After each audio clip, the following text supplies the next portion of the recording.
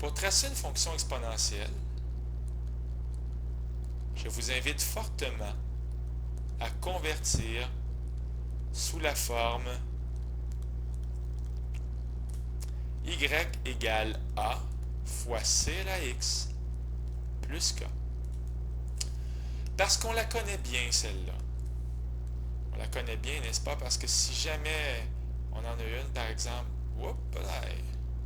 tiens, comme ça ici, on en a une qui monte tranquillement et soudainement, bien, on se rappelle que c'est un paramètre A qui est plus grand que 0 et un paramètre C qui est plus grand que 1.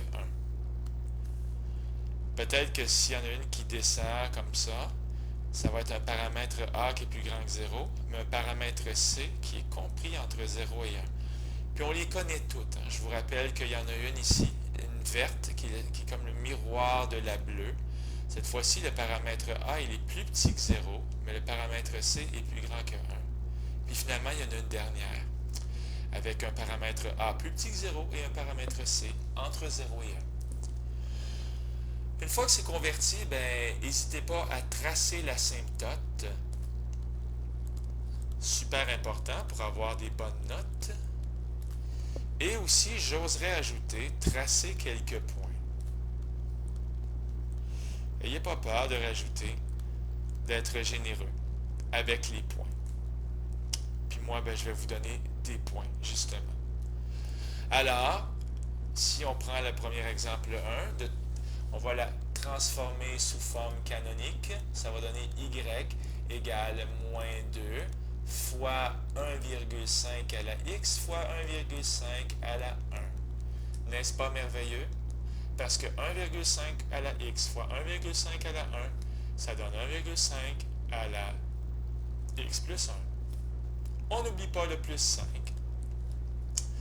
Et finalement, 1,5 à la 1 va se marier avec le moins 2. Et on va avoir y est égal à moins 3 fois 1,5 à la x plus 5. OK. L'asymptote, c'est y égale 5. Toi, là, je t'aime beaucoup, puis je vais te mettre là, comme ça. Ça, c'est mon asymptote, y égale 5. Good. Je vais même écrire ici y égale 5. Étant donné que le paramètre A est négatif et que le paramètre C est plus grand que 1, moi, je m'attends à avoir une fonction exponentielle qui va être comme ma souris est en train de faire. Je répète, ça devrait ressembler à ça. Est-ce qu'on est prêt pour la table de valeurs x et f de x? Je vais donner l'exemple avec quelques valeurs faites à la main, puis après ça, je vais en faire 2 ou 3 avec la calculatrice. Par exemple, si x vaut 0, vous êtes tous capables de faire moins 3 fois 1 plus 5. Ça va donner 2. Alors, lorsque x vaut 0, f de x vaut 2. Qu'est-ce qui arrive avec 1? Ça fait moins 3 fois 1,5 à la 1 plus 5. Ce qui va faire 0,5. Ça fait moins 3 fois 1,5 plus 5. Oui, ça fait 0,5.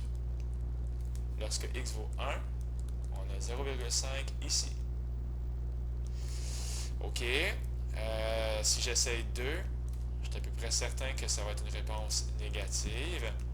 1,5 à la 2, ça fait 2,25. Ouais, parce que ça va donner moins 6,75 plus 5, ce qui va donner moins 1,75. Alors, lorsque x vaut 2, on a moins 1,75.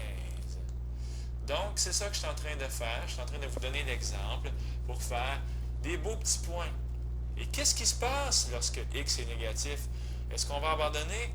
Essayons avec f de moins 1. On est capable. Ça fait moins 3 fois 1,5 à la moins 1 plus 5. Et là, je vais vraiment me forcer. 1,5, c'est 3 demi à la moins 1 plus 5. Je vais vous montrer qu'on est capable de faire plein d'affaires sans calculatrice. 3,5 à la moins 1, ça fait 2 tiers. Un exposant négatif, ça l'amène ce qui est en haut en bas et vice-versa. Et finalement, ça va donner 3. Parce que moins 3 fois 2 tiers, ça fait moins 2 plus 5, ça fait 3. Et je suis très content de l'avoir trouvé sans calculatrice. Tiens, toi. Je suis même prêt pour en faire un deuxième. Un autre dans le négatif. Moins 2. F de moins 2 est égal à moins 3 fois 3 demi à la moins 2 plus 5.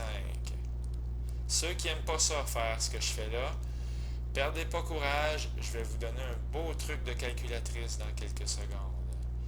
2 tiers à la 2, c'est la même chose que 3 demi à la moins 2, ça fait 4 neuvièmes. Ça fait moins 3 fois 4 neuvièmes plus 5. Moins 3 fois 4 neuvièmes, ça fait moins 12 neuvièmes plus 5. Moins 12 neuvièmes, ça fait moins 4 tiers plus 5. Ça fait moins 4 tiers plus 15 tiers. Ça fait donc moins 11 tiers. Puis là, non, ça fait plus 11 tiers. OK. Donc à moins 2, ça fait 11 tiers, qui est presque 4 entiers. On voit vraiment que ça va faire une très belle courbe comme ceci. Alors au lieu de nuire à la réputation de mon dessin, ce que je vais faire, c'est aller sur GeoGebra pour vous montrer la meilleure réponse possible. Moins 3 fois 1,5 à la x plus 5. Attention. Moins 3. Oui. Plus 5. Puis le paramètre C, c'était 1,5. Hein? Donc, ça donne quelque chose comme ça. J'espère que j'ai les mêmes points que ce que j'ai mis tantôt dans mon dessin. Je reconnais le point moins 1,3, le point 0,2, le point 1,5. Ouais, ça a l'air bien, mon affaire, OK? Donc, c'est le même graphique, mais version beaucoup plus jolie. Bon, là, écoutez-moi bien, là. Écoutez-moi bien tout le monde. Dans votre super calculatrice, vous avez un piton qui s'appelle y égale. Bien, quand vous tapez dessus, vous pouvez aller écrire la règle. OK? Alors, en tapant sur y égale, vous allez pouvoir faire moins 3 fois 1,5 à la x plus 5. OK? Et je pense que moi, je vais vous donner l'exemple. Je suis en train de le taper maintenant. Moins 3 fois 1,5 à la x plus 5. Une fois que c'est fait, vous pouvez faire graph, comme ça, G-R-A-P-H. Puis là, vous allez voir le graphique apparaître. Mais attention, des fois, il faut jouer avec Window. Puis un qui va bien avec Window, Window, il faut faire le X minimum. Peut-être le mettre à moins 10. Puis le X maximum, de le mettre à plus 10. Puis le Y minimum, c'est la fenêtre qu'on est en train de régler, comme ça. Y maximum 10. Et quand on fait ça, on voit vraiment la fonction exponentielle qui passe vraiment par les points dont on a parlé. Rapidement, le domaine c'est R, mais l'image c'est de moins l'infini jusqu'à 5 sans jamais l'atteindre. La fonction, elle n'est jamais croissante et elle est toujours décroissante. On passe par le point 0,2. Donc, la valeur initiale, c'est 2.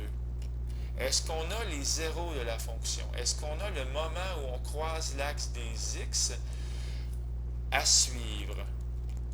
Ça, c'est un problème à l'envers.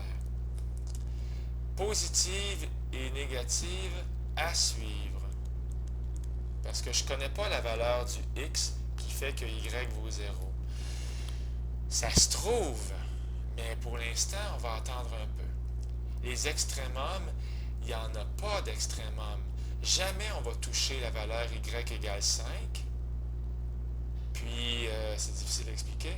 C'est sûr que ce n'est pas l'infini parce que la fonction, elle est bloquée à l'asymptote y égale 5. Attends, je vais essayer d'être clair. On a notre asymptote ici, y égale 5, mais jamais on va la toucher. Donc, il n'y en a pas de maximum. Puis, il n'y en a pas non plus de minimum. Alors, le minimum, il n'existe pas. Puis, le maximum, Il n'en existe pas. Puis dites-moi pas que le maximum c'est 5. C'est pas vrai. On ne touche jamais le maximum. L'asymptote y égale 5. OK. Fait qu'en gros, c'était ça un peu ma petite leçon de vie. Puis, je veux juste terminer là, pour ceux qui veulent s'amuser. 600 fois 1,2 à la 2 à la x moins 200. C'est déjà presque sous forme canonique. Et maintenant, ça va l'être au complet. Ça fait 1,44 à la x moins 200. Si vous faites y égale avec votre calculatrice, puis que vous tapez cette règle-là, OK, c'est ce que je fais à l'instant, 600 fois 1,44 à la x moins 200. Il y a aussi une belle petite merveille, vous pouvez faire table. Puis en faisant table, vous allez voir des tables de valeurs. Par exemple, lorsque x vaut 0, y vaut 400. On a déjà notre table de valeurs. Puis lorsque x vaut 1, y vaut 664. N'est-ce pas merveilleux? 664. Okay. Alors, je vous laisse mûrir tout ça. Puis, ben c'est ça. C'était mon petit cours sur tracer les fonctions exponentielles. Voilà.